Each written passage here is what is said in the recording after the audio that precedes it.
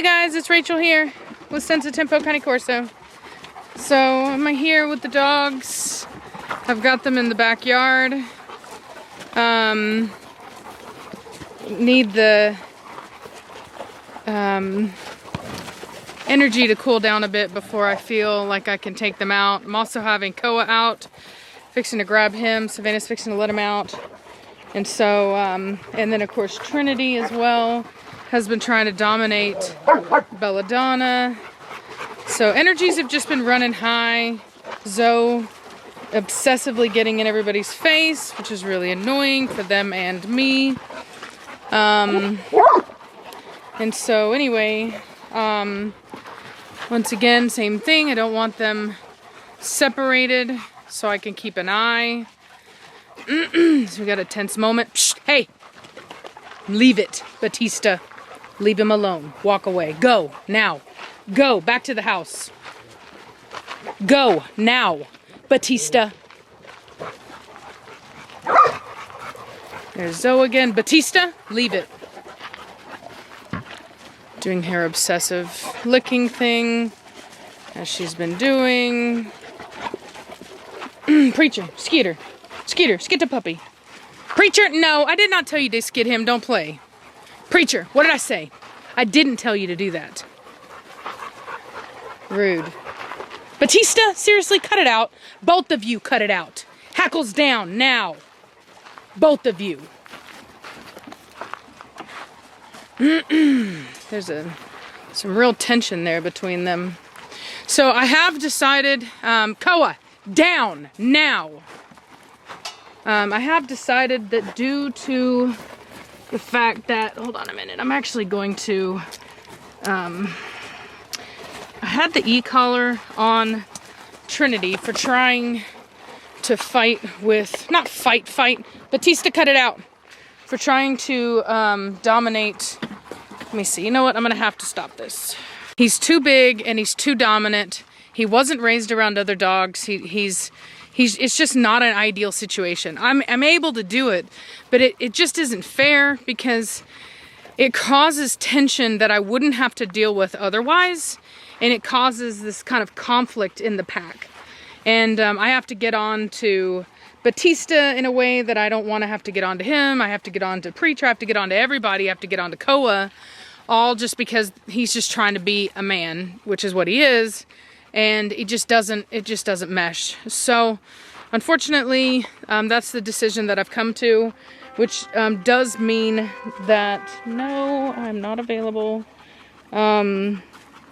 Which does mean that, that I am going to be keeping a male back from my Blondie breeding. So I will be talking with that individual and letting them know that. It's not something I wanted to do, but I've had a lot of thought about it. Koa's a really nice dog. I do like him. I do think that he's high quality. I do think he's breed quality. And I do want to breed with him. Not as in me, but you know what I mean. Breed with him as in use him in my program. Just realized how awful that sounded. But having said that, you know, there's just only so much that I can do as a breeder, and so I just gave him a little buzz. I'm not actually shocking him. I have found that for most dogs, vibrate actually works better.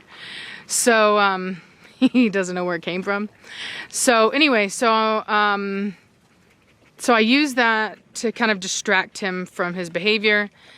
He's trying to pay too much attention to Preacher, and I don't like it. He's a super dominant dude, and so I have to do something to kind of distract him for what he wants to do, which is dominate. So anyway, so if I keep him here, good God, people, what awful timing. How weird. My phone just keeps ringing and ringing and ringing and ringing. So I have found that, you know, like I said, it's tough enough to keep adult males together as it is. But these, like, for example, Preacher and Batista, like, I don't have to get onto them right now. They have an understanding. Doesn't mean that they would never fight if I didn't kind of maintain a healthy relationship between the two of them. But it's much easier to do than Koa, because these guys know me. They were raised by me from puppies. They're raised around each other. They really understand each other better. I don't know if you noticed, but you know, there was tension there. I didn't have to say anything. It was over. There's no hackles up.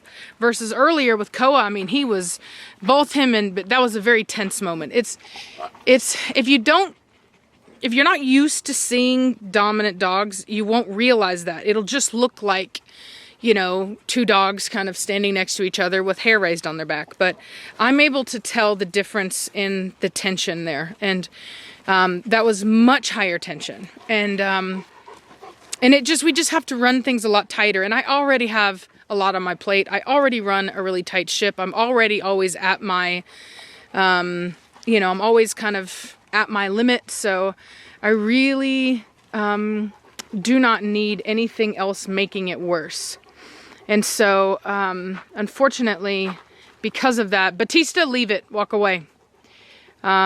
Because of that, you know, I just do have to find him a home where that's not going to be an issue. Batista. Batista listens to me. He may be a stubborn dog. He may be a dominant dog, but he listens to me. Koa is just not been raised by me. He listens to some degree, but not completely. It will get better with time, but ultimately, it's just one of those situations where it's like, how much is something worth? You know what I mean? Is something, you know, and how much do you have to give? And me, I don't have that to give to him right now. He would be much happier, and I would get exactly what I need for him to be in a co-own where I can still maintain breeding rights on him, and where he would be allowed to be the dog that he wants to be, and I would be able to relax. And I need every little bit of relaxation that I can get because I'm always running at full steam. And so, hey, no digging. Get out of that. Now, Valak, move, go. And so, anyway, that's my decision. That's what I'm going to do. I trust this individual that I've been talking to. If he's able to take him, then he's going to take him. If not, then I'll start looking at other individuals with the understanding that, you know, obviously that I maintain breeding rights on him. So, so that's kind of where my decision is at. Like I said, it's not something I came to lightly. I really wanted to show him. But as it stands,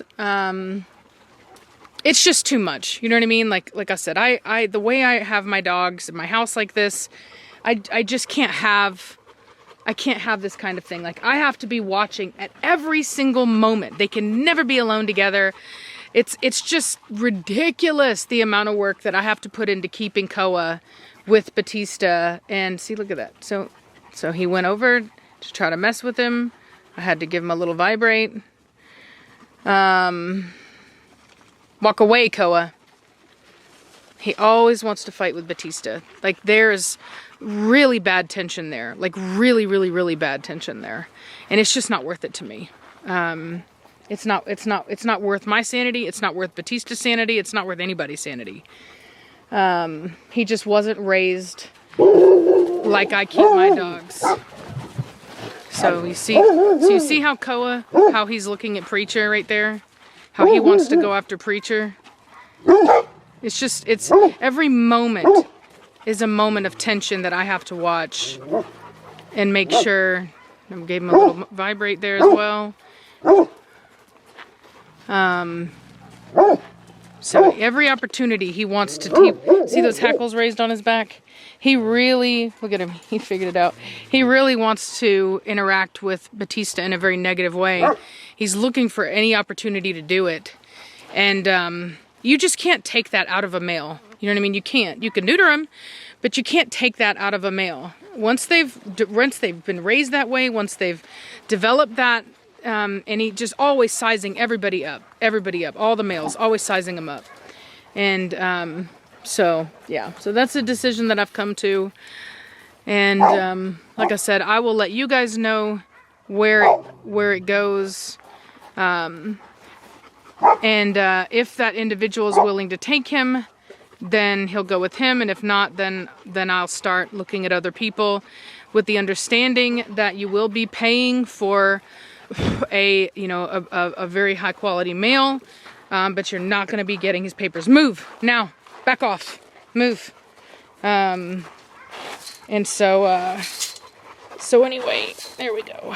So anyway, well, I'm exhausted. I've been cleaning all day. My daughter finally did her first day of school today, and at least in school. She's been doing homeschool, but that's just, you just can't do it. Well, we're just going to have to risk getting COVID, because at this point, Savannah is just running amok, and I'm not going to continue to fight with her about it. You know what I mean? She doesn't want to do it, blah, blah, blah.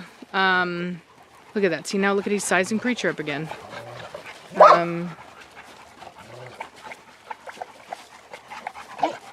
Batista smelling him.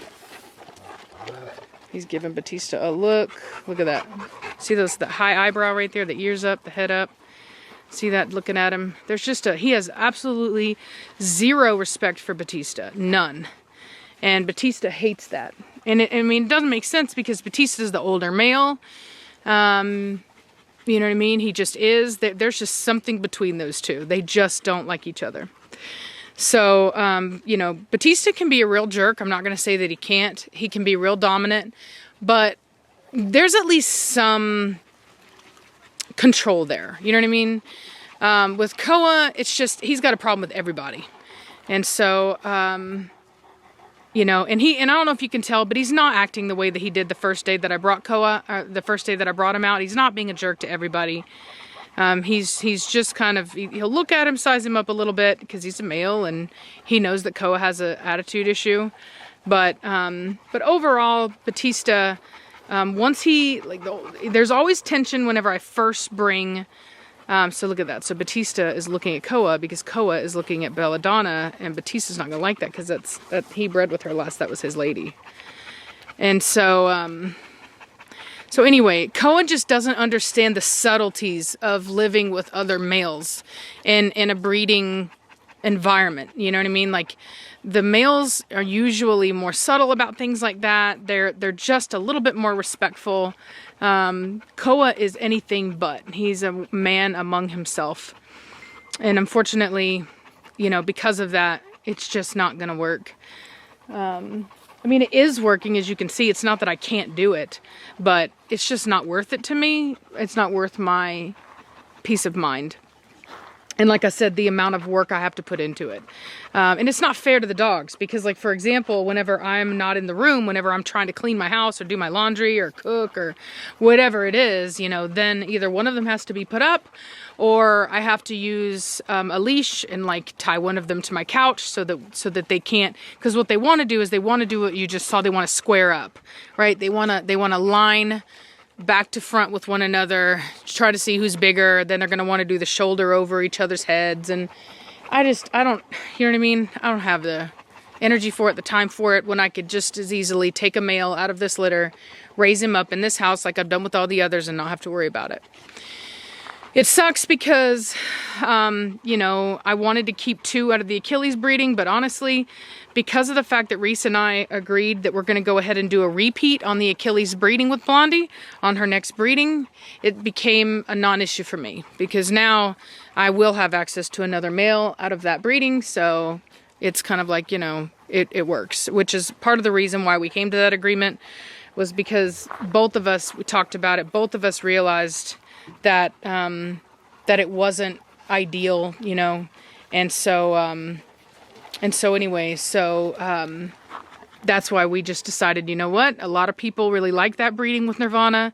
A lot of people wanted to see us redo that breeding, so we just figured, you know what, let's do it, for me and for y'all. And you know, and then, like I said, it's not a big deal. So that's all I got to say about that. Get out of that fly trap. Sun's going down.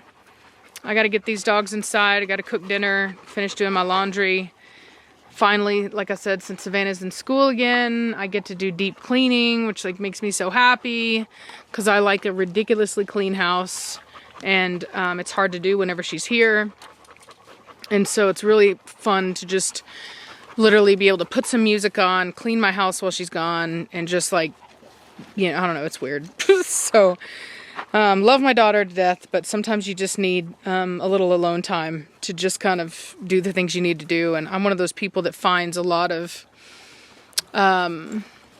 cleaning is like therapeutic for me. You know what I mean? I just love it. So anyway, hope you guys are having a good day, and I'll talk at you later. Bye.